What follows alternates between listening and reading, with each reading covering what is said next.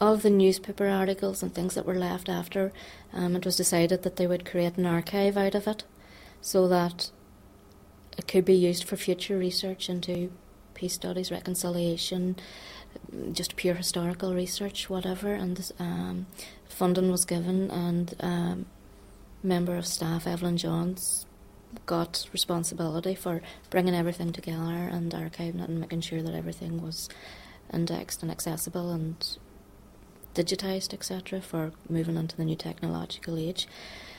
It's amazing how many people actually about the town still don't know that it's there and what all is in it. There have been a few people coming specifically, yes, to research it, but not that many just yet.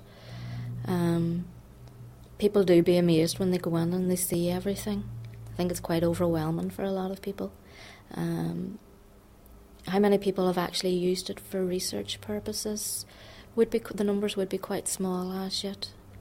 I don't know whether that's just because of promotion or marketing, or people have all their atrocities to study. Yet putting it that way, it sounds so, I don't know what it sounds like, it just doesn't sound right, But there was a student came in this morning, she's studying architecture, and her dissertation is on the buildings in Omagh before and immediately after the bomb. Were they rebuilt completely? Were they renovated? Were there restrictions on it with regards to appearance, etc.? She was 9 at the time of the bomb, and I was showing her the newspapers from the time and books like Images of Omagh, which had pictures of old Omagh, and photographs that we do have ourselves in from the 1970s on. And she was looking through one of the photograph albums, and she says, "Oh, there was another bomb in Omagh." And this was back in 1978, 79, and I says, yes, there would have been a few bombs, and she didn't realise when she thought of Omagh, she just thought of the Omagh bomb from August 98. And she couldn't get over it, and when I was telling her about my own experience that day, about the blast, the force of the blast pushing me down, she just couldn't grasp the whole concept of it. I was so pleased for her that she was ignorant of all the troubles and bitterness and fear of walking up the town in case there was a bomb in a car. I mean, I know that there were people from that time couldn't walk up the town. They were scared there was a bomb. But for me, I kind of did it out of... The only way I can think is, putting my fingers up at them. You're not going to control my life. You're not going to beat me. You're not going to stop me going somewhere just because you're going to put a bomb.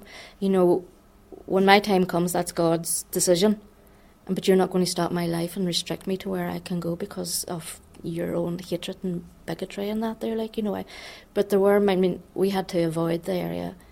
It took my husband a good while before he could drive past or go through that area of the town. We had to circumvent it, It took us time. She knew none of that.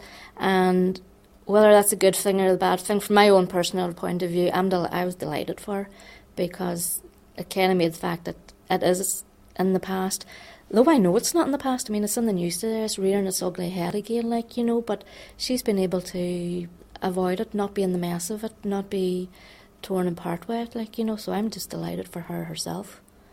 Whether it's a good thing for society or not, but for her as a person, I was delighted for her that she didn't know any of that, or growing up in the troubles with bomb alerts and whatnot.